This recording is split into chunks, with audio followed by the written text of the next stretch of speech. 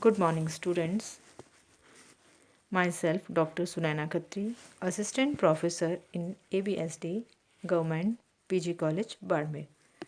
Today, we will discuss about the principles of verification of assets. आज हम संपत्तियों के सत्यापन के सिद्धांतों के बारे में चर्चा करेंगे।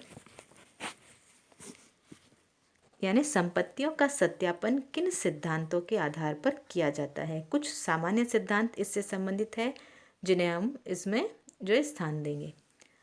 किसी संपत्ति का सत्यापन किसी प्रकार किया जाए, यह उस संपत्ति के स्वभाव पर निर्भर करता है। इट मीन्स उस एसेट्स का नेचर कैसा है। लेकिन इस संबंध में कुछ सामान्य बातें हैं जिन्हें ध्यान में रखते हुए संपत्तियों का सत्यापन किया जा सकता है। ये सिद्धांत जो है वो अग्र प्रकार है। इनमें फर्स्ट है अस्तित्व यानी एग्जिस्टेंस। तो संपत्तियों के अस्तित्व की जांच भौतिक परीक्षण यानी फिजिकल इंस्पेक्शन द्वारा की जानी चाहिए। इट मीन्स हमको फिजिकली जाकर एसेट्स को चेक करना चाहिए कि वो एसेट संस्था के पास अवेलेबल है या नहीं है, और जिस कंडीशन में जो मेंशन की गई है उस कंडीशन में है अथवा नहीं। यदि किसी संपत्ति का पूर्ण भौतिक परीक्षण संभव न हो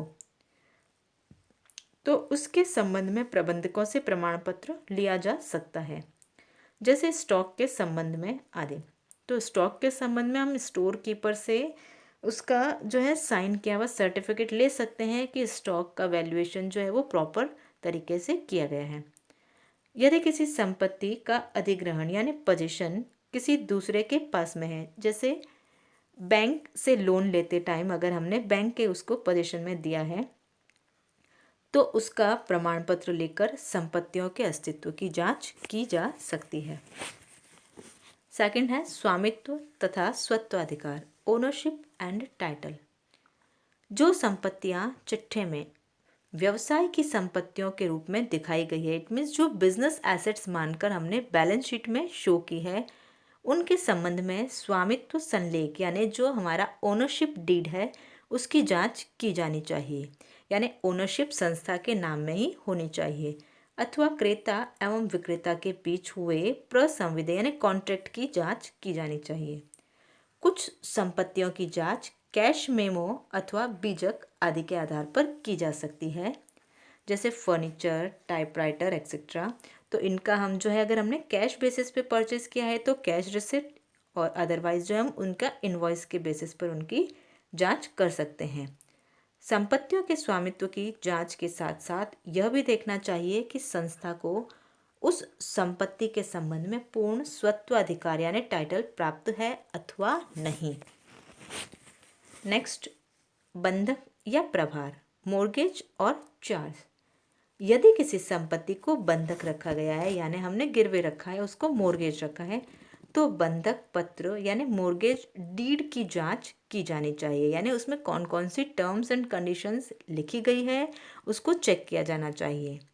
यह भी देखना चाहिए कि बंधक के अंतर्गत ऋण व्यवसाय के लिए ही लिया गया है।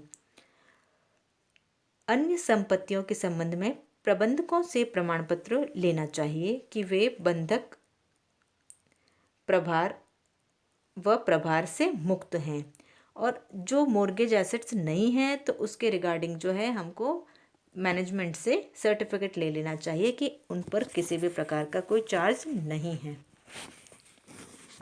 नेक्स्ट है मूल्यांकन, वैल्यूएशन।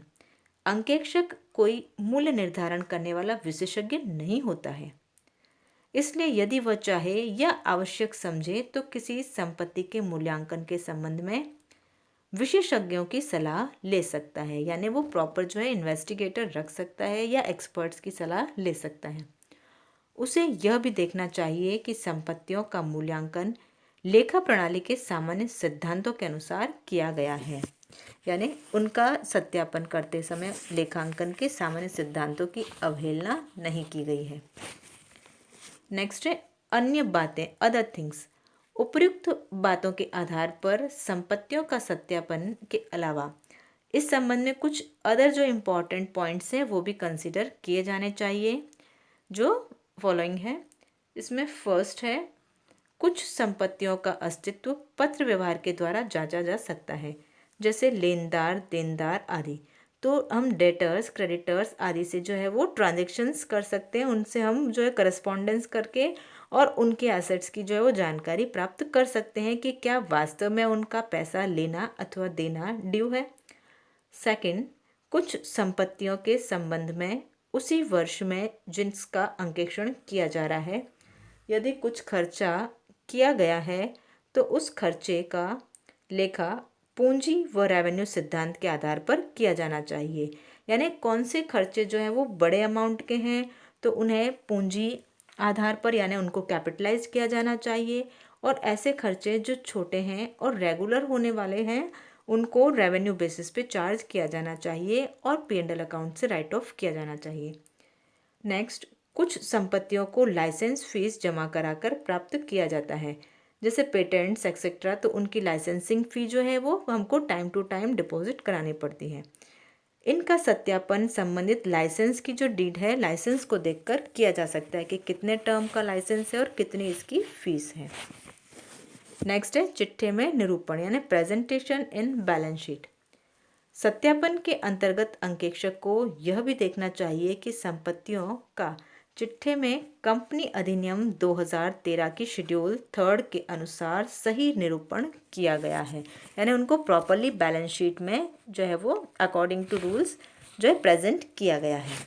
Thank you.